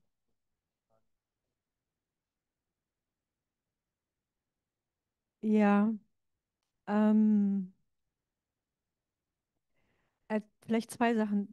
Einmal zu dem, dass ich gesagt hatte, dass Deutschland seine Kolonialgeschichte ja fast vergessen hatte. Das hat natürlich auch mit der Geschichte des Nationalsozialismus zu tun. Und dass jetzt erst eigentlich meine Generation die Generation ist, die darauf hingewiesen hat, könnte es sein, dass es Verbindungen zwischen den Verbrechen des Nationalsozialismus und den Verbrechen des deutschen Kolonialismus gibt. Das war ganz lange ein Tabu. Das war einfach, zumindest nicht in der gesellschaftlichen Debatte. Und das hat sich aber eben sehr stark geändert. Und dann gab es natürlich, oder was heißt natürlich, es gab nach der deutschen Wiedervereinigung eine sehr starke nationale Debatte. Wer sind wir als Nation? Ich könnte jetzt über die ganzen Asylrechtsdebatten sprechen, die stattgefunden haben.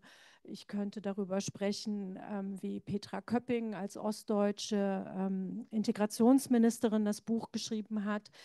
Integriert doch erstmal uns, weil der Integrationsbegriff sehr stark auf die Integration von Ausländern beziehungsweise von neu eingebürgerten Menschen in Deutschland abgezielt hat, weil eigentlich erst mit dem Jahr 2000 es möglich war, die deutsche Staatsbürgerschaft zu erlangen, wenn man in Deutschland geboren war. Also diese ganze Frage, wer gehört dazu, hat sich nach der Wiedervereinigung mit dem deutschen Staatsbürgerschaftsrecht ab 2000 nochmal sehr stark geändert.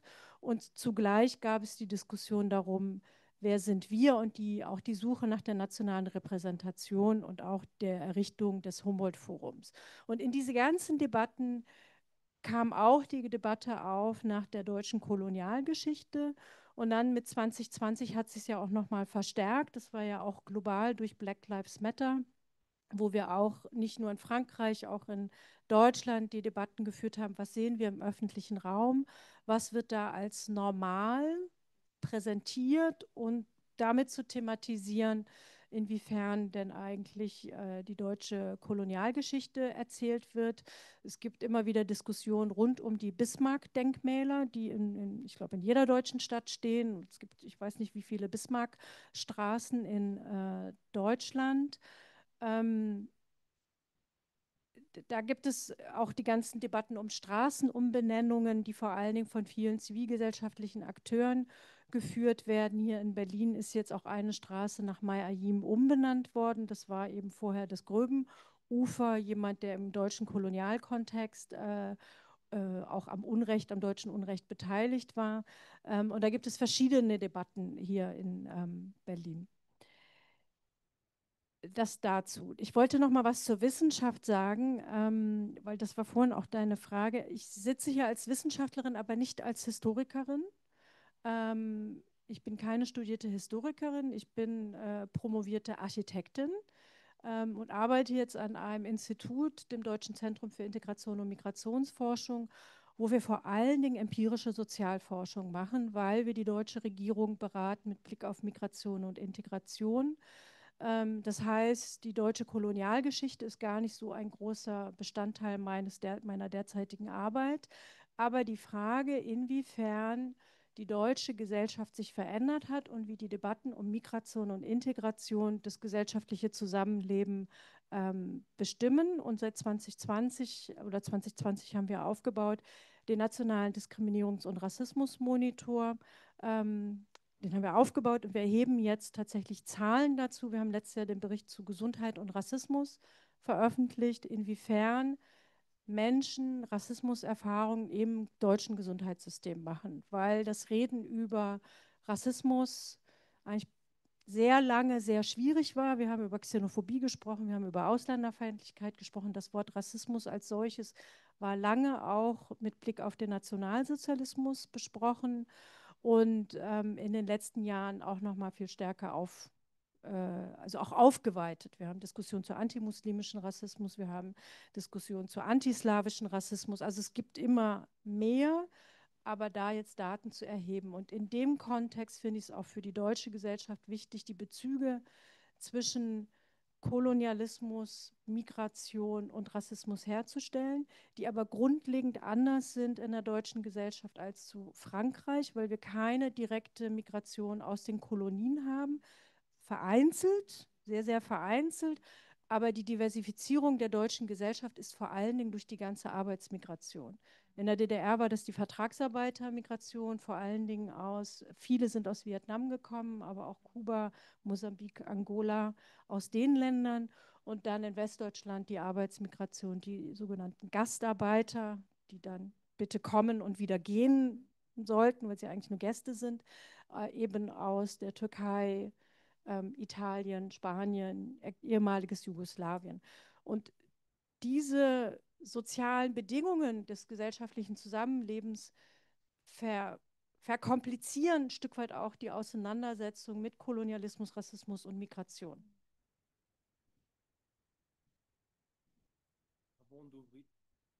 Avant d'ouvrir la discussion aussi au public, j'ai juste une toute dernière question et peut-être vous avez un tout petit mot sur cette question-là. Et peut-être il s'agit d'une question vers le futur des pratiques postcoloniales. et notamment ce que tu as aussi mentionné, les coopérations, les approches transnationales. Donc, je me demande, existe-t-il dans votre travail des coopérations, des alliances, des liens avec les franco-allemands, tout d'abord, Centre McLoch, c'est une question à faire, mais aussi des coopérations avec d'autres pays européens, avec d'autres pays anciennement colonisés en Afrique, en Asie, et aussi dans ce monde où le futur est pas souvent si rose, euh, avec un climat politique qui rend discussion sur la société postcoloniale très difficile. Je demande aussi de réfléchir sur cette perspective pour répondre à cette question-là. Oui, merci Daniel. Alors comme ça a été dit, c'est un projet universitaire français, donc avec toutes les limites que ça comporte, mais, il se trouve que en tout cas pour ma part, par deux voies différentes, par d'une part l'université et le réseau GlobalMed dont je parlais tout à l'heure, on a des liens notamment avec Dakar, avec l'université Cheikh Anta Diop. Et il est possible qu'on essaye de faire quelque chose. Mais la piste la plus solide pour l'instant, c'est par une autre voie. C'est que par le musée d'histoire de Marseille, j'ai rencontré une jeune femme qui est conservatrice, qui travaille avec les musées de Dakar et qui va mettre en place un comité scientifique pour avoir toute une réflexion, justement, côté sénégalais. Donc peut-être on va pouvoir établir des liens comme ça. Ce qui est très difficile, comme tu le sais, c'est que pour faire de la recherche, ne serait-ce que pour que les chercheurs se rencontrent, il faut un peu d'argent. Et donc, il faut monter des projets. Et pour l'instant, on ne l'a pas encore fait. Mais on va le faire. Bien sûr, on va le faire. Il y a des réseaux similaires, je crois, avec la Grande-Bretagne, la Belgique, parce que voilà, les anciennes puissances coloniales en Europe, il y en a beaucoup. Mais à mon sens, ce qu'apporte la perspective globale, c'est qu'il faut absolument décentrer ça de l'Europe. C'est-à-dire qu'à un moment, il faut réfléchir avec nos collègues au-delà de l'Europe à ces questions-là. Donc pour moi, ça commence au Sénégal, mais ça pourrait également au Vietnam. Ce serait vraiment hyper intéressant.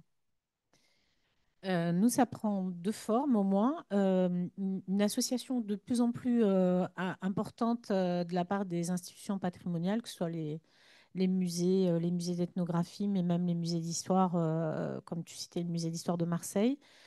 Donc, à travers deux formes de participation, participer au comité des publics. Alors, c'est du bénévolat, je le précise. C'est-à-dire que c'est un espace de concertation avec voilà, des personnes qualifiées sur certaines questions. Et notamment, c'est dans cet espace-là que sont discutés, par exemple, des projets d'exposition au MUSEM ou au Musée d'art africain et océanien, où je sais qu'il y a la même démarche qui est souhaitée, qui est recherchée. Moi, pour revenir sur mes échanges avec le dernier, avec l'actuel directeur qui vient de prendre son poste, Benoît Martin, je lui dis souvent que ce qui serait intéressant, et on avait été voir comment ça se passait à Tervuren, à l'Africa Museum, bah, c'est que ces musées soient aussi les espaces aujourd'hui de déconstruction de ces imaginaires racialisés qu'ils ont promus pendant des siècles, enfin, en tout cas pendant des décennies, et qu'ils servent aussi à quelque chose qui nous engage, nous, très fortement, c'est à lutter contre le racisme. Parce que ça ne vous a pas échappé que nous sommes tous concernés en Europe et que c'est assez préoccupant.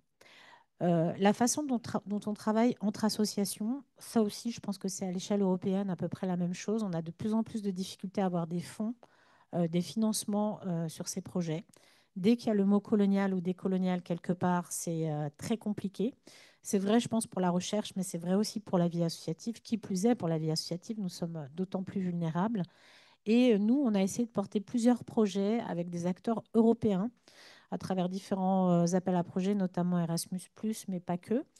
Et on s'est rendu compte qu'il y avait énormément d'associations qui avaient eu la même démarche que nous, c'est-à-dire de commencer par faire des balades patrimoniales, urbaines, décoloniales. Chacun a son mot. Et c'est intéressant, chacun a sa stratégie dans son pays de provenance. Il y a des endroits où on dit décolonial, mais d'autres pas, etc. On fait quand même des balades décoloniales, en fait. C'est ça qui est intéressant. Donc, on a tous des stratégies de contournement pour arriver à obtenir des financements pour parler de l'histoire de nos villes respectives. Donc, je voulais parler en Belgique, RCN Justice et Démocratie. Toujours en Belgique, FEMIA, qui travaille sur cette histoire-là.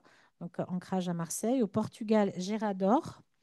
En Allemagne et à Berlin, Africa House, qui serait potentiellement intéressé par ce projet. En Italie, BHMF et Mapping Postcolonial Italy. Et en France, à Nantes, les Anneaux de la Mémoire, qui travaillent précisément sur l'histoire de l'esclavage. Voilà, c'est un exemple de projet qu'on essaie de faire financer dans la vie associative pour promouvoir ce travail et cette collaboration transnationale. Alors, l'idéal, ce serait d'arriver à associer des pays du Sud, évidemment, parce que des traces des empreintes coloniales, il y en a à Alger, il y en a à Saint-Louis du Sénégal, il y en a partout. Donc, voilà. Die Frage nach transnationalen Projekten. Ich glaube, es sind zwei Bedingungen, die erfüllt sein müssen. Das eine ist die lokale Perspektive, also wirklich am konkreten Ort, wie das jetzt in Berlin und in Marseille war, weil in den Orten unterschiedlichste Gruppen zusammenleben und miteinander aushandeln, wer sind wir hier, was wollen wir für eine Geschichte erzählen. Und von dort ausgehend gibt es die globalen Bezüge in die Welt, sowohl von Europa als auch weltweit. Und es wäre, also wenn ich träumen dürfte, würde ich auch sagen, erstmal müsste Europa sich dazu bekennen, dass es ein Unrecht begangen hat mit Blick auf die europäische Kolonialgeschichte, dass das sozusagen eine Erkenntnis, an der man auch die europäische Politik, auch Außenpolitik ausrichtet. Das hat bis heute im europäischen Selbstverständnis noch nicht stattgefunden. Und daraufhin eben lokale Netzwerke, europaweite Netzwerke eben sich finden können von eben den vielen Projekten, von denen wir gerade gehört haben. Das ist das eine. Und das andere, was mir durch den Kopf ging, wenn wir in einer globalen Perspektive sind, verändert sich ja auch die Rolle Europas in der Welt. Und auch die Rolle der Industrieländer verändert sich. Und ich sage das ein bisschen auch vor dem Hintergrund meiner jetzigen Arbeit am DEZIM. Wir reden darüber, dass wir in den Industrieländern überalterte Gesellschaften sind. Die Gesellschaften werden älter. Wir werden das selbst demografisch nicht gelöst bekommen. Das heißt, wir werden anders über Migration reden müssen, auch wenn wir politisch gerade eigentlich Grenzschließungsdebatten führen. Und ich war jetzt vor ein paar Wochen in Äthiopien, in Addis, um ein Abkommen, also eine Vereinbarung zu unterschreiben, weil sie in Addis Abeba in Äthiopien Migrationsstudien aufbauen wollen. Und aus einer äthiopischen Perspektive oder ostafrikanischen Perspektive wird sehr genau geguckt, was macht Europa, was macht Deutschland. Und deren Perspektive ist, ihr braucht Arbeitskräfte, ihr seid alt. Und wir haben eine ganze Menge junge Leute und wir haben auch ein Interesse an legaler Migration, weil das sind unsere Leute, die auf dem Weg nach Europa oder von Ostafrika auch in die Emirate sterben. Also gibt es eigentlich ein globales gemeinsames Interesse und das heißt, wir in Europa müssen eigentlich auch entlang unserer eigenen gesellschaftlichen Herausforderungen uns überlegen, wie die Beziehungen zueinander sind. Und da bin ich im Moment skeptisch, weil auch die Area Studies gibt es immer weniger Finanzierung. Gerade in Deutschland ist das BMBF, also unser Ministerium für Bildung und Forschung, ist jetzt umgebaut in ein Ministerium für Forschung, Raumfahrt und Technologie. Das heißt, die Geistes- und Sozialwissenschaften, die wichtig sind, damit wir internationale Beziehungen gut und gewissenhaft miteinander pflegen und aufbauen können, sehe ich im Moment, dass da eigentlich nicht mehr so eine hohe Wichtigkeit ist. Ich rede jetzt noch gar nicht von den Angriffen auf die Wissenschaftsfreiheit, aber das macht mich ein bisschen skeptisch mit den Wünschen, die ich habe, wo ich denke, wir hatten gute Fortschritte, dass wir jetzt gerade einen Gegenwind bekommen. Auf der anderen Seite denke ich mir, ich bin optimistisch, die große Mehrheit der Welt will gut und friedlich zusammenleben. Und wir müssen in die unbequemen Prozesse gehen, sich darüber verständigen, was ist passiert, wie können wir gemeinsam in die Zukunft gucken. Das ist nicht einfach, aber es ist auf jeden Fall lohnenswert. Merci beaucoup.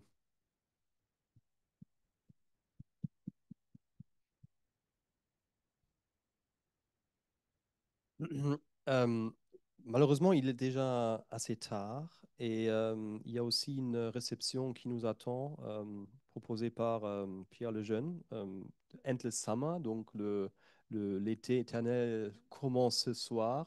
Et quand même, avant de s'échanger aussi sur le couloir autour d'une verre d'eau ou verre de vin, je veux quand même vous laisser aussi prendre la parole pour une remarque, une question très urgente pour nos présentatrices à réagir.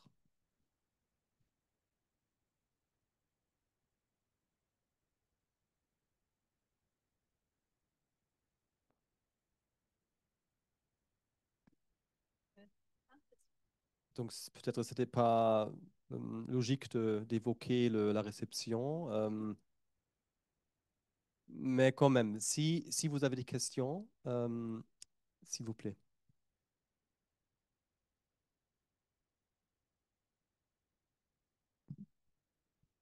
Merci beaucoup pour cette discussion formidable, pour l'arrangement de cette discussion. Merci beaucoup. J'ai une question, je ne sais pas si elle est assez urgente, mais sur la rénationalisation du débat. Vous avez parlé de partis nationalistes, de l'argument nationaliste. Et j'ai une question particulière. Je me demande, la question posée aux deux côtés serait, est-ce que cette polarisation dont vous avez parlé, est-ce qu'elle elle concerne aussi les communautés? Est-ce que dans les communautés, il y a des positions nationalistes qui disent que oh, vous faites chier avec ce truc de... est-ce que vous pourriez en parler de quelque chose comme ça? Je ne connais pas du tout le débat sur ça, mais je sais, bon, on sait très bien qu'il y a des gens qui votent pour Trump. Voilà. Donc, voilà, donc c'est pas les communautés, mais les communautés en elles sont aussi fragmentées. Peut-être on peut prendre encore une s'il y en a, comme ça on peut regrouper pour avoir une réaction plus bref. Vous avez parlé de droit au récit. Est-ce que vous pourriez un peu expliciter ce qu'il en est et aussi peut-être préciser en quoi ce concept il peut être intéressant pour la situation à Marseille?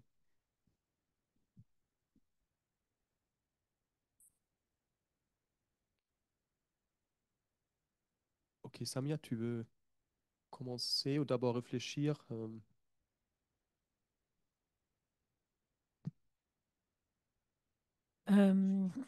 Moi, d'abord sur la question des communautés, je suis tout à fait d'accord avec vous. Cette question de l'identité nationale, elle est aussi intrinsèque aux communautés. Et d'ailleurs, la façon dont chaque État-nation conçoit les communautés ou la communauté nationale, c'est extrêmement décisif dans la façon dont on peut aborder ou pas ces questions. Et je pense que ça participe du tabou, parce qu'on disait les associations, on pourrait même parler dans la même famille.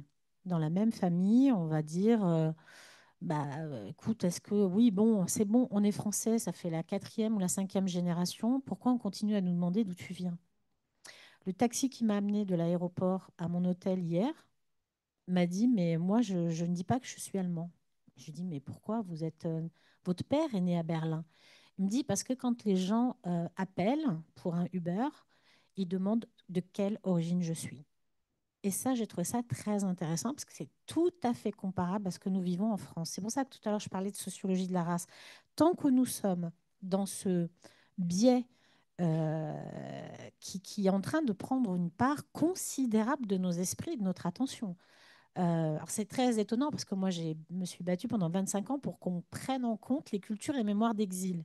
mais pas du point de vue des identités nationales, du point de vue de ce que Glissant appelle le tout-monde. C'est-à-dire qu'aujourd'hui, nous sommes tous les produits d'identité plurielle. On ne peut pas dire aujourd'hui, je suis juste Ich bin ein Berliner et point. Non, c'est pas possible. Donc, l'objectif d'Ancrage, c'est justement de travailler sur ces cultures diasporiques, mais d'arriver à les faire entendre et même sentir, parce que là, on est presque dans la sensibilité, dans la philosophie, dans l'ontologie, que nous sommes des métis du fait de l'histoire.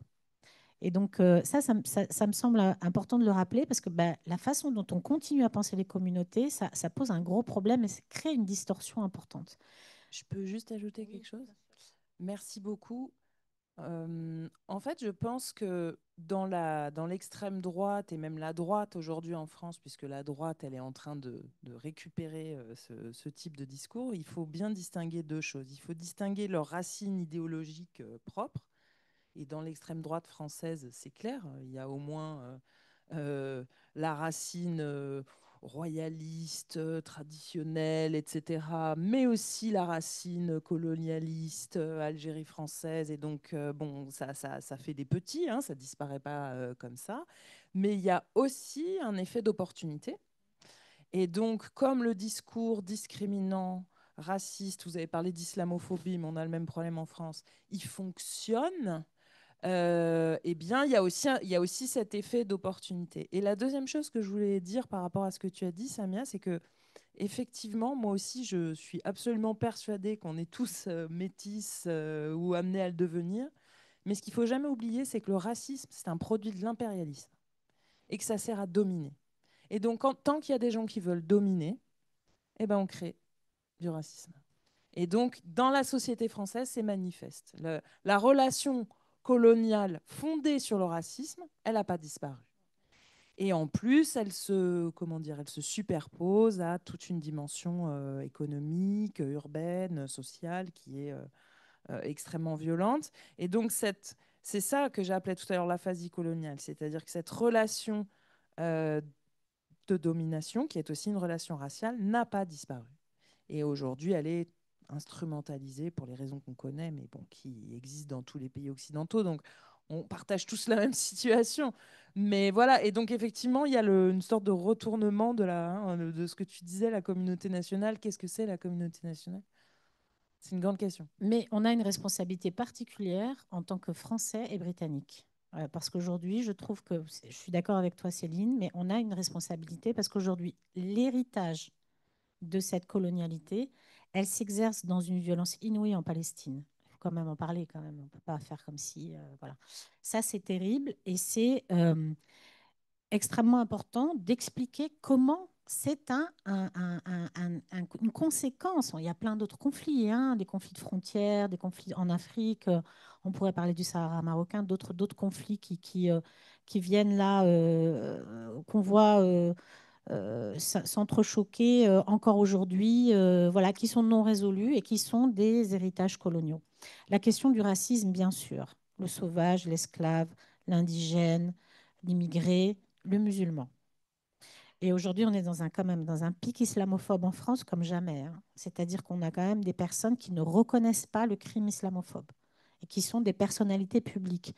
Et je vais faire le lien avec le droit au récit.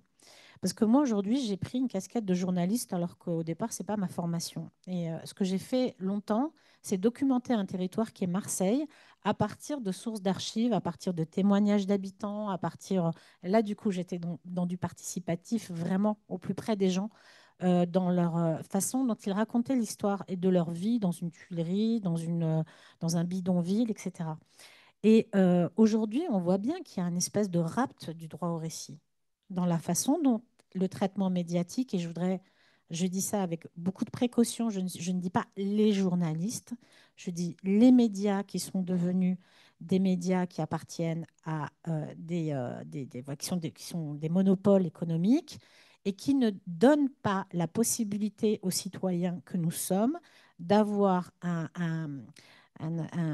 une information juste et équitable qui nous permette d'avoir un point de vue bien argumenté. Ça, c'est dramatique.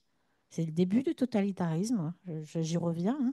C'est le début du totalitarisme de ne plus avoir qu'un seul son de cloche qui nous dit comment penser l'histoire et ce que va être l'histoire. Parce que là, on en est vraiment là, je pense. Et donc, sur le droit au récit, moi, j'ai évoqué tout à l'heure les droits culturels. Il y a deux textes sur lesquels on a vraiment beaucoup travaillé sur le terrain à Marseille. C'est la Convention de Faro, qui a été produite d'ailleurs par le Conseil de l'Europe en 2005. On a essayé de développer des formes d'application de la Convention de Faro, qui est la convention qui parle du patrimoine en faveur de la société, et, une autre convention, enfin un autre texte qui est la Convention de Fribourg, toujours sur les droits culturels. Et cette notion de droit culturel qu'on pourrait prendre un peu comme ça, juste l'accès à la culture, non, non, non, non, c'est pas l'accès à la culture, c'est l'accès au récit, c'est-à-dire d'être en mesure de concevoir que parfois il faut se taire pour laisser la parole aux personnes concernées. Et ça, c'est pour beaucoup de personnes, c'est très, très difficile de comprendre qu'on est souvent, quand on a la parole, dans une position de privilégié. Et c'est très, très compliqué pour des chercheurs, pour des... Pas seulement, j'ai pris cet exemple, mais vraiment, c'est pas du tout... voilà. Mais aussi pour moi. C'est-à-dire que moi, par exemple, aujourd'hui, j'évite certains sujets. Parce que je me dis, ce n'est pas à moi d'en parler là, maintenant, en ce moment, à Marseille. Mais il m'a fallu un travail sur moi pour comprendre ça. Pourquoi? Parce que moi, j'ai un micro aujourd'hui, mais il y a 25 ans, il y a 30 ans, je n'avais pas de micro.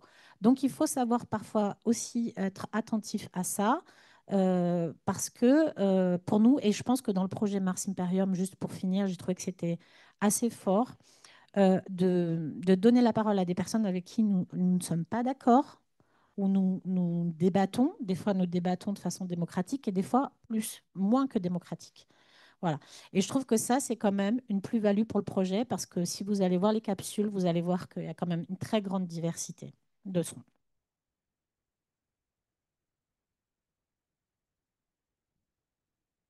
Ich hatte die Frage gestellt, wie die Diskussion auch in den Communities, in den betroffenen Gemeinschaften diskutiert wird. Ich würde zwei Ebenen unterscheiden. Also die eine Frage nach der Aufarbeitung des Kolonialismus oder wir können über Dekolonisierung in Institutionen sprechen. Das ist einmal die institutionelle Frage von Museen, Universitäten und so weiter. Die andere Frage ist, wie sind die Diskussionen in den Communities? Und das würde ich gerne mal in einer globalen Perspektive sehen, weil die antikolonialen Bewegungen gibt es schon lange. Es gibt auch schon lange antikoloniale, nationalistische, unabhängige Staatsgründungen. Ich rede von Indien, Indonesien und so weiter, die wiederum auch eigene Beziehungen zur Diaspora zum Beispiel in den Niederlanden eben hatten. Das heißt, diese Diskussionen sind alt, sehr alt, und es gibt darin sehr unterschiedliche Positionen, auch widersprüchliche Positionen. Was es heißt, die panafrikanische Bewegung ist auch voller verschiedener Positionen, wie man sich im Verhältnis zum Kolonisatoren oder zu Europa aufstellt. Und das haben wir eigentlich auf eine Art und Weise dann auch zum Beispiel in Deutschland. Hier ist es zum einen, und das ist das, was wir in jüngster Zeit beobachten, auf der einen Seite die Erfahrung von Diskriminierung und Rassismus in Communities. Wir fangen an, das zu messen, das zu erfahren. Wir überlegen, was wir dagegen tun können. Und ich habe ja gerade erzählt, dass ich auf dieser anderen Veranstaltung war zu KI, zu Antisemitismus und Rassismus, dass wir zum anderen auch sehen, wie dieses Gefühl der Diskriminierung auch instrumentalisiert wird zu Radikalisierung.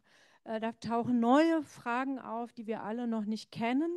Auch in der Diaspora-Politik sehen wir das, wo Herkunftsländer mit Bezug auf die eigene Diaspora woanders dieses Gefühl auch tatsächlich für eigene politische Zwecke instrumentalisieren. Das heißt, das ist ein irre kompliziertes Gelände, wo wir dann nochmal gucken müssen, wie wir die Diskussion eben überhaupt zueinander führen können.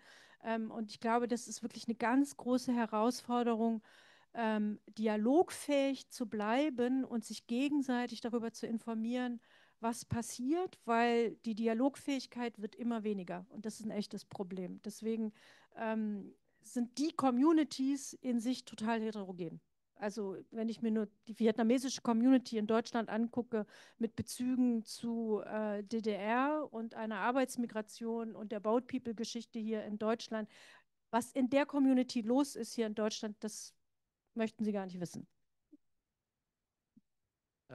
Oui, donc je propose d'éteindre le microphone pour démocratiser le débat qui était ce soir très, très, très informé, très engagé. Et je me remercie des intervenants, des présentatrices de ce soir et aussi d'être venues si nombreuses ici au Centre Marc Bloch, mais aussi en ligne. Et j'espère qu'on va continuer le débat ce soir et au-delà. Donc, merci beaucoup et bonne soirée.